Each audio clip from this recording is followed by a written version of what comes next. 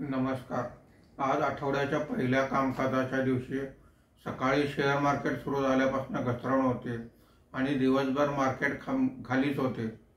अमेरिकेने H-1B व्हिसाच्या फीमध्ये जबरदस्त वाढ केल्यामुळे आज IT सेक्टरमध्ये जवळजवळ 2.73% घसरण झालेली आहे. त्यामुळे एकंदरीतच सेन्सेक्समध्ये आज घसरण दिसून आलेली आहे. आज मार्केट बंद होताना सेन्सेक्स हा 466 पॉईंटने घसरून 82,159 वर बंद झालेला आहे.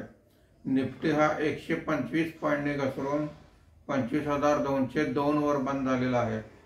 आजच्या कामकाजामध्ये BSE युटिलिटी इंडेक्स 2.56% वर आहे.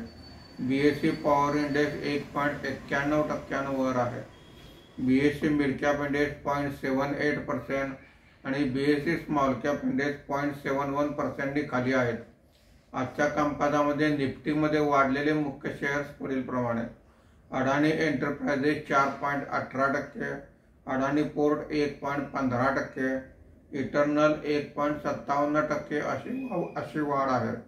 आज निफ्टीमध्ये घसरलेले मुख्य शेअर्स पुढील प्रमाणे: टेक महिंद्रा 3.11%, TCS 3.01%, इन्फोसिस 2.64% असे घसरण आहे.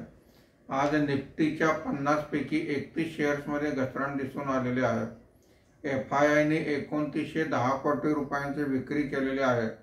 देशीय वित्तीय संस्थांनी 2583 कोटी रुपयांची खरेदी केलेली आहे. रुपयाच्या दरात 22 पैशाची घसरण झाली असून मार्केट बंद होताना रुपयाचा दर हा 88 रुपये 31 पैसे प्रति डॉलर असा होता. धन्यवाद.